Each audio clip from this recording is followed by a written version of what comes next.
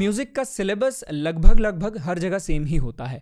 वही 12 सुर हैं, वही 7 शुद्ध, वही 4 कोमल, वही 1 तीव्र है ना। और उसी ही में थोड़े बहुत चेंजेस करते करते अलग अलग प्रकार के म्यूज़िक बने हैं। ये इंडियन क्लासिकल का बहुत ऐसा बेस है जो आपको हर जगह मिल जाएगा। अगर आपने वेस्टर्न भी सीखा है, यानी कोई और इंस्ट्रूमेंट भी आप ऑलरेडी बजाते हैं जो सुर से रिलेटेड है, भले ही आप सरोद बजाते हैं, सितार बजाते हैं, गिटार बजाते हैं, या मैं यहाँ सुरों की बात कर रहा हूँ, कोई रिदम इंस्ट्रूमेंट की बात नहीं कर रहा हूँ। क्योंकि अगर आप कोई रिदम इंस्ट्रूमेंट बजाते आए हैं और फिर आप किसी स्वर के इंस्ट्रूमेंट पे शिफ्ट करना चाहते हैं तो थोड़ी ज़्यादा मेहनत आपको करनी पड़ेगी। लेकिन अगर ऑलरेडी एक ऐसा इंस्ट्रूमेंट जो सुर का है, या फिर आप ऑलरेडी गाना गाते हैं और आप चाहते हैं कि आप हारमोनियम सीखें, है ना, या फिर आप ऑलरेडी गिटार बजाते हैं और आप चाहते हैं कि आप हारमोनियम सीखें, या आप पियानो कीबोर्ड जो होता है वेस्टर्न बजाते हैं और आप चाहते हैं कि आप हारमोनियम सीखें, तो आपके लिए बनिस्बत उसके आसान पड़ेगा, है ना। क्योंकि थोड़ा बहुत जो सिलेबस है वो लगभग हमारा सेम ही रहता है। वही सुर रहते हैं, वही अलंकार, वही चाल स्वरों की वही रहती है। लेकिन यही अगर आप कोई रिदम इंस्ट्रूमेंट बजाते हैं तो उसमें क्योंकि पूरी ही डिफरेंट हो जाती है, चीज़ें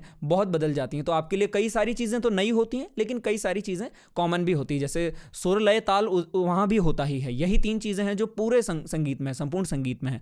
भले आप गाना ले लो, बजाना ले लो या नाचना ले लो, ठीक है। अब दूसरी चीज़ ये आती है कि आपको कितना वक्त देना पड़ेगा या रियाज को कितना टाइम देना पड़ेगा, तो वो तो खैर देखिए आप पर निर्भर करता है, आपकी पकड़ पर निर्भर करता है। अगर आप ऑलरेडी किसी और इंस्ट्रूमेंट में थोड़ा अच्छा हाथ है आपका और समझ अच्छी है तो हारमोनियम में आपको कम समय देना पड़ेगा।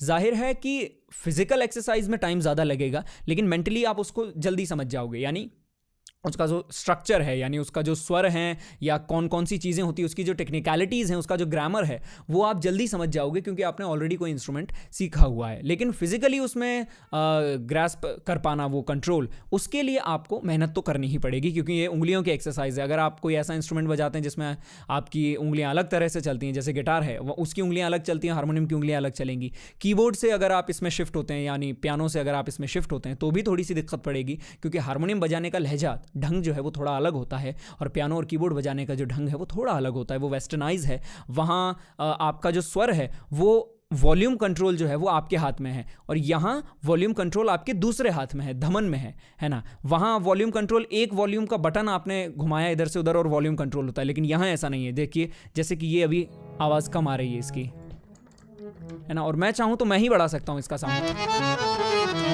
है ना। तो वो पूरा कंट्रोल इस धमन पे है, मेरे दूसरे हाथ में है ना। तो वो हमें जो कंट्रोल है और वो जो बैलेंस है दोनों हाथों में लाने में, उसमें थोड़ा वक्त लगता है। तो उसके लिए फिजिकल एक्सरसाइज तो ज़रूरी है और दिन में कितना घंटा करें ये तो मैं किसी को निश्चित करके नहीं दे सकता, है ना, क्योंकि सब पर अलग अलग अप्लाई होती है ये चीज़। अगर आप 2 घंटा देते हैं दिन में तो भी कम पड़ सकते हैं और हो सकता है कि आपकी कैपेसिटी इतनी अच्छी है कि 1 घंटे में ही आप चीज़ें कवर कर लें। लेकिन हाँ, मिनिमम आपको 2 से 3 घंटे तो देने ही चाहिए और रेगुलर सिटिंग बहुत ज़्यादा इंपॉर्टेंट है। आप ये ना समझें कि 10-15 मिनट एक बार में बैठ गए तो हो गया काम, ऐसा नहीं है। लगभग घंटा भर आपको बैठना ही बैठना है और 1 घंटे से पहले नहीं उठना है। कोई भी चीज़ कर रहे हो, आप गाना करें, बजाना करें या नाचना करें, तो मिनिमम तो इतना तो चाहिए ही रहता है ना। उसके अलावा आपकी कैपेसिटी पर है, आप कितना दे सकते हैं, दिन में कितना समय दे सकते हैं पूरे, वो आपके ऊपर है, ठीक है।